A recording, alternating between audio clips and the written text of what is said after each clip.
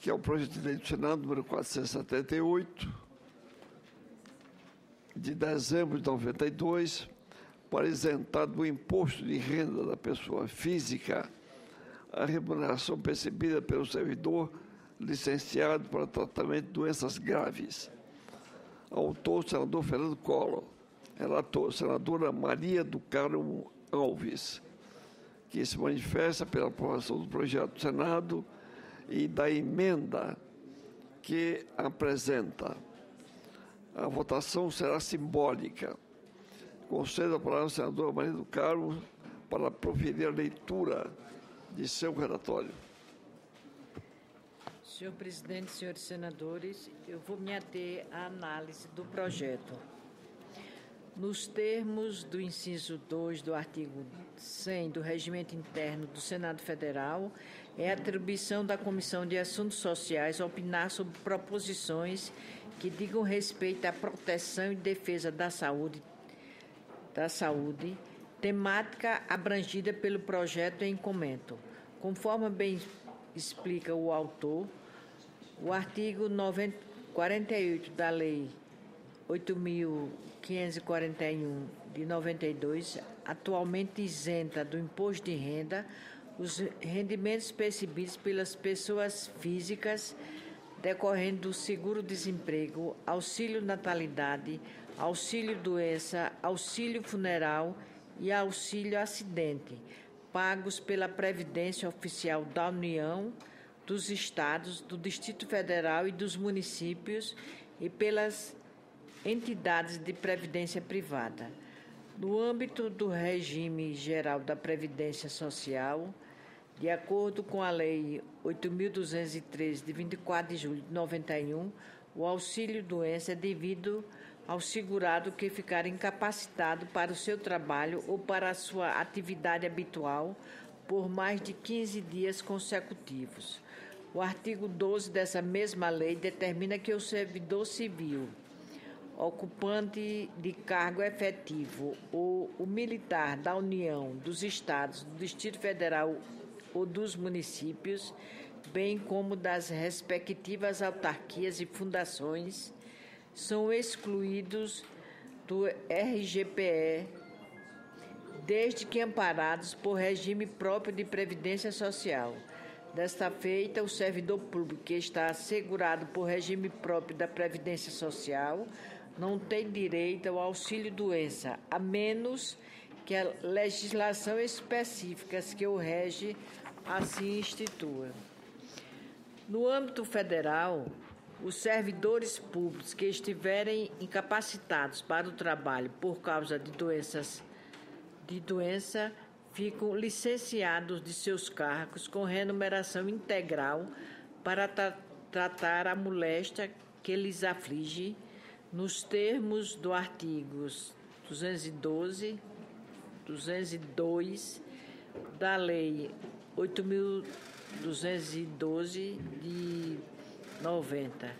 Segundo dados do Anuário Estatístico da Previdência Social 2013, elaborado pelo Ministério da Previdência e Assistência Social, 37,9% dos benefícios de auxílio-doença pagos naquele ano tinham valor de até um salário mínimo.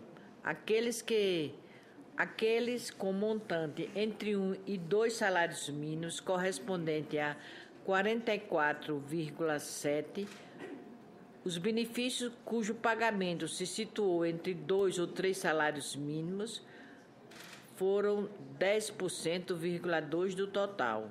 Assim, apenas 7,25% dos benefícios de auxílio-doença têm valor maior ou igual a 3 salários mínimos, sendo que é insignificante o número deles que ultrapassa 6 salários mínimos. Isso significa que o valor da grande maioria dos benefícios pagos a título de auxílio-doença no Brasil está abaixo do limite de isenção do imposto de renda de pessoa física. É importante apontar também que o cálculo do valor do benefício de auxílio-doença quase sempre resultam em valores menores que aquele que o trabalhador recebe em sua remuneração corrente.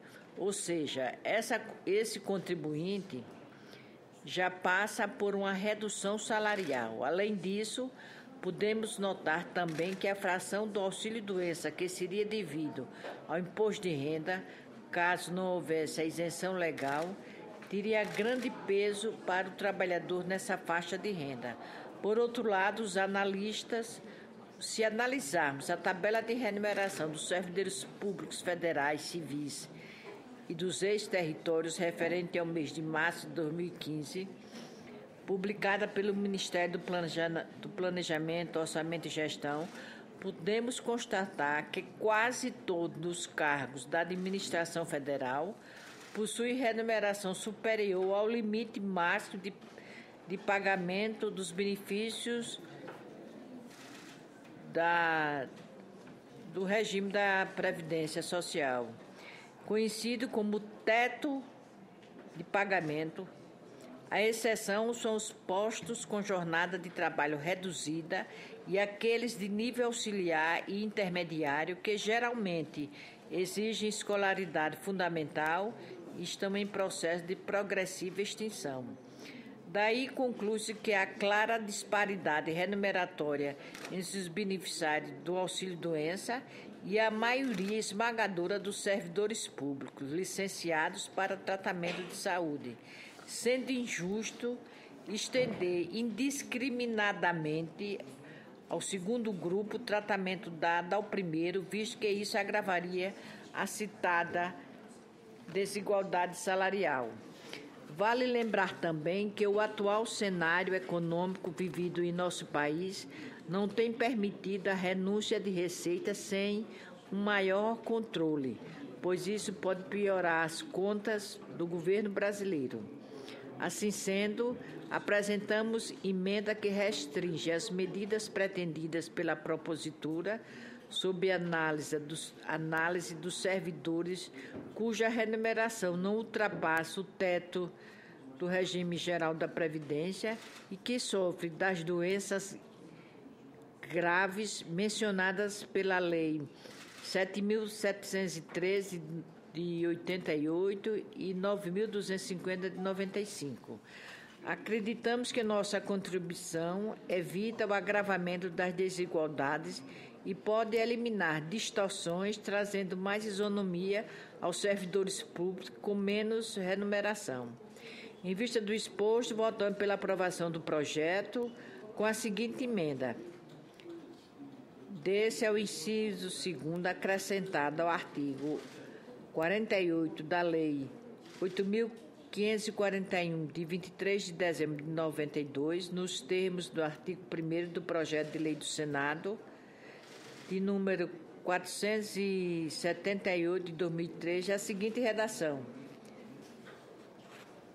A remuneração percebida pelo servidor público licenciado para tratamento de doenças enunciadas no inciso 8 do artigo 6 da Lei 7.713 de 98, do inciso 2 do artigo 30 da Lei 9.250 de 95, desde que não seja superior ao limite máximo do salário de contribuição do regime geral da Previdência Social. Era o parecer, presidente.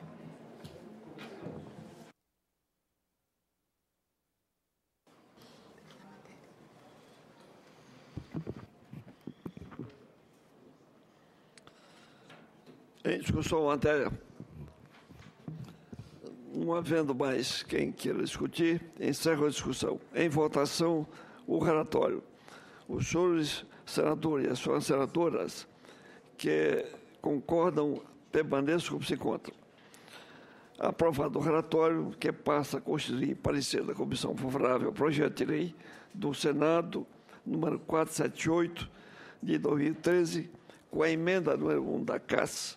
A matéria vai à Comissão de Assuntos Econômicos em decisão terminativa.